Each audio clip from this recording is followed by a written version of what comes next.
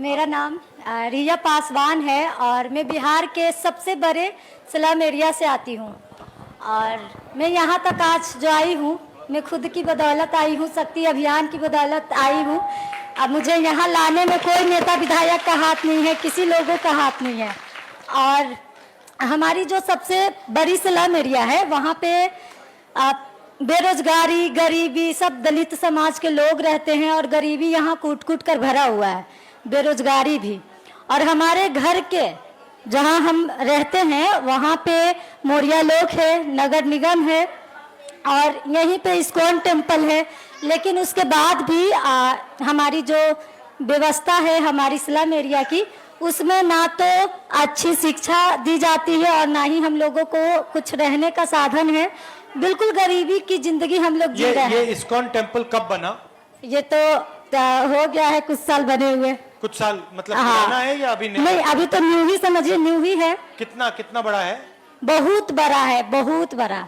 अच्छा। हाँ, उसमें काफी लोग जाते हैं। हाँ, और ये सोच की बात है ना कि हमारे घर के बीचों बीच मतलब 2 मिनट का रास्ता है इस्कॉन टेम्पल का, और जो नगर निगम का ऑफिस है वो भी 2 मिनट का रास्ता है, जो पटना जंक्शन है वो भी 2 मिनट का रास्ता है। लेकिन उसके बाद भी हमारी एरिया की जो समस्याएं हैं, बेरोजगारी, मतलब नशा जैसी चीजें खुलेआम हो रही है। एक बच्ची भी, 3 साल की बच्ची भी हमारी एरिया से चोरी हो गई थी। तो हम लोगों ने, मैं वहाँ पे खड़ी रही उनके साथ और मैं इतना वहाँ धरना दी, सोशल मीडिया के माध्यम से आवाज उठाई, तब जाकर हमारे एरिया में एक थाना खुला है, चौकीदारी। और इस्कॉन टेम्पल के आने के बाद वहाँ पे कोई बदलाव हुआ, फायदा हुआ, कुछ हुआ? कैसे फायदा होगा यहाँ पे आने के बाद? हम लोगों को वो जमीन कितनी है उसकी? वो तो इतना बड़ा है कि मैं अंदाजा भी नहीं लगा सकती हूँ, बहुत बड़ा है। किसकी जमीन थी पहले? वो तो मुझे नहीं पता है किसकी जमीनें थी। सरकारी जमीन थी? हाँ। तो आपसे रिक्वेस्ट है कि और इससे फायदा होगा ये 2500 रुपए महीने का जो दे रहे हैं, या इसके बारे में क्या सोचती हैं आप? देखिए, ये जो 2500 वाला है उससे तो फायदा होगी ही, क्योंकि जो अभी जो लोग झाड़ू पोछा की भी काम कर रही हैं ना, वो भी 2500 का महीना कमा भी नहीं पा रही हैं, काम करने के बाद भी नहीं।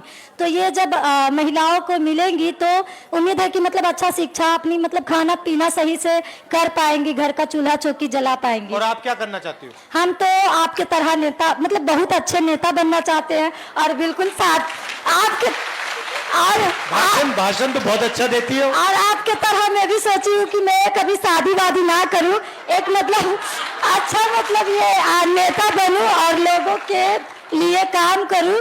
क्योंकि लोगों के लिए काम में शक्ति अभियान में जब आई तब मुझे पता चला कि राजनीतिक होती क्या है। क्योंकि बहुत पहले मुझे ठीक है, समय की थोड़ी बोलो, खत्म करो।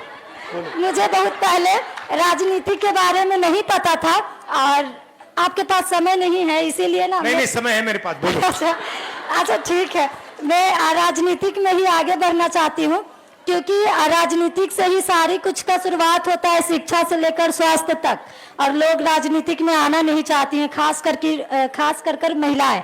लेकिन मैं आना चाहती हूँ और मेरी ना बहुत बड़ा टीम है हमारी स्लम एरिया में, और ये हम शक्ति अभियान के दौरान ही बनाए हैं। लोगों का कुछ भी समस्या होता है तो मैं वहां जाती हूँ। अभी ऐसा हो गया कि लोगों को कुछ भी होता है तो मेरे पास ही आती हैं। और बहुत बढ़िया। और शॉर्ट में मैं आपसे कुछ अपनी मतलब, मेरा नाम पैड गर्ल है, लोग मुझे पैड गर्ल के नाम से जानते हैं, क्योंकि एक प्रोग्राम हो रही थी, उसमें आईएएस जितने भी पदाधिकारी थे सभी लोग आए थे। तो हम वहाँ पे स्टेज पे अपनी मांग रखे कि मैम, जो सरकार है वो सब कुछ देते हैं तो 20-25 रुपए का पैड क्यों नहीं देते हैं। लेकिन इस बात के लिए मुझे सबके सामने अपमानित किया गया। क्यों? क्या कहा उसने? जो मैडम थी वो मुझे बोली कि आज तुम पैड मांग रही हो, कल तुम अच्छे जूते मांगोगी, उसके बाद गर्भ निरोध मांगोगी। और ये जो है, फिर ये वीडियो इतना वायरल हुआ कि वो मैडम को हमसे माफी मांगना पड़ गया।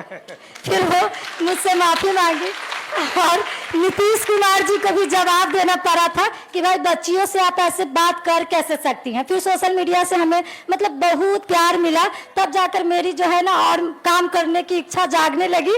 और अभी मेरी इंस्टाग्राम पे 50,000 से ज़्यादा फॉलोवर्स है। लोग मुझे मेरी बातों में सुनना पसंद करते हैं। अगर कहीं भी कोई समस्या होती है तो मैं अपनी बातों को सोशल मीडिया के माध्यम से रखती हूँ। ठीक है, और अच्छा लगा। और मुझे भी बहुत अच्छा लगा आपसे मिलकर, क्योंकि मैं दिल्ली में भी आपसे मिली थी। मेरी मतलब था कि हम आपसे बात करें, लेकिन उस समय मैं आपसे बात नहीं कर पाई थी। तो अब तो कर ओके, ली। बहुत हाँ, बहुत हाँ। धन्यवाद रिया। आपकी कहानी मतलब बहुत सारी महिलाओं के लिए प्रेरणादायक है। वो लड़कियां जो कि पॉलिटिक्स से दूर रहती हैं, तो ये बताता है कि हम महिलाओं को क्यों राजनीति में आना चाहिए, क्यों अपने हक पर हिस्सेदारी के लिए आवाज उठाना चाहिए। आपने बिहार से तमाम महिलाओं की कहानी सुनी, संघर्ष को सुना। सर, अब हम चाहते हैं कि आप इस पे क्या राय देंगे, क्या कहना चाहते हैं बिहार की स्थिति पे, महिलाओं की स्थिति पे, तो प्लीज आप स्टेज पे आ जाएं।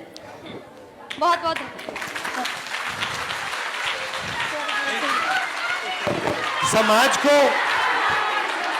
समाज को महिलाएं चलाती हैं, और जो हमारा देश का पूरा सिस्टम है उसमें जिस प्रकार से महिलाओं को जगह मिलनी चाहिए वो नहीं मिलती है।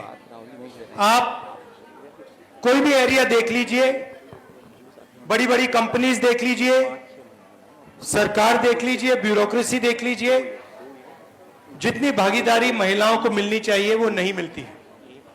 मिलती है, नहीं मिलती है? नहीं मिलती है।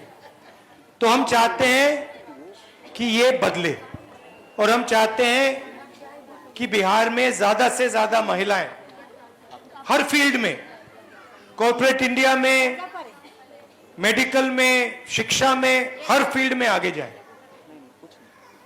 हमने मैनिफेस्टो में लिखा है कि हर महीने हम 2,500 रुपए हर महिला को, बिहार की गरीब महिलाओं को देना चाहते हैं। और इसके पीछे सोच है कि हर गरीब महिला को कम से कम बैंक अकाउंट में पैसा मिलना चाहिए, होना चाहिए। पिछले चुनाव में, लोकसभा के चुनाव में,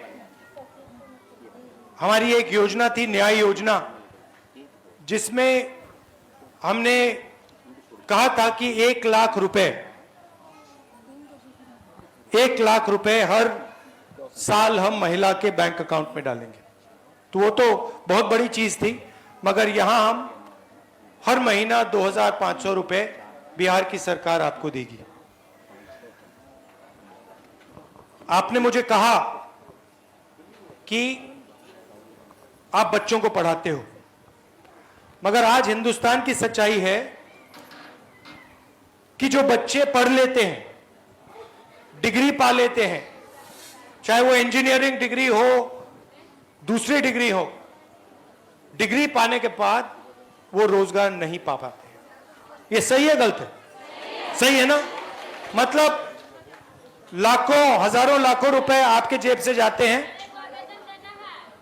आप जीएसटी देती हो, हर रोज आपके जेब में से जीएसटी निकलता है।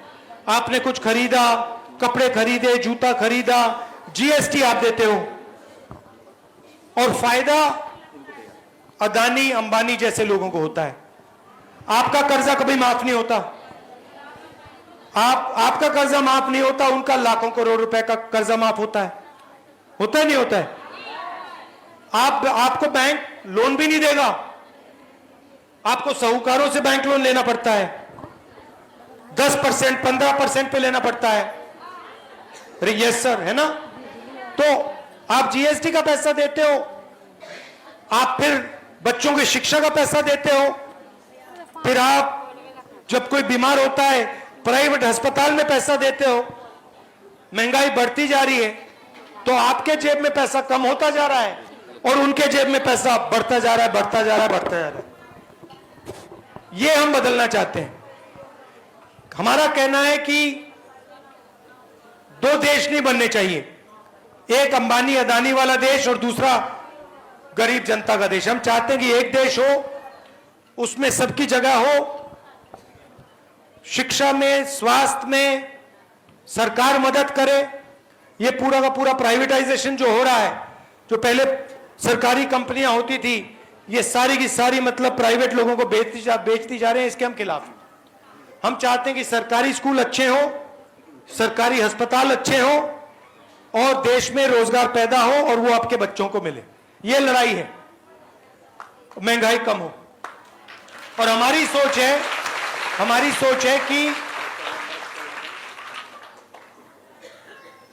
महिला की जो सोच होती है वो दूर की सोच होती है, दूरदृष्टि की सोच होती है। आप लोग आज की नहीं सोचते हो, आप लोग कल की सोचते हो, आप लोग अपने बच्चों की सोचते हो। तो आपकी सोच बहुत जरूरी है देश के लिए। और हम चाहते हैं कि ज्यादा से ज्यादा अपॉर्चुनिटीज महिलाओं को मिले और इसके लिए मैं कांग्रेस पार्टी पूरे दिल से लगे हुए हैं।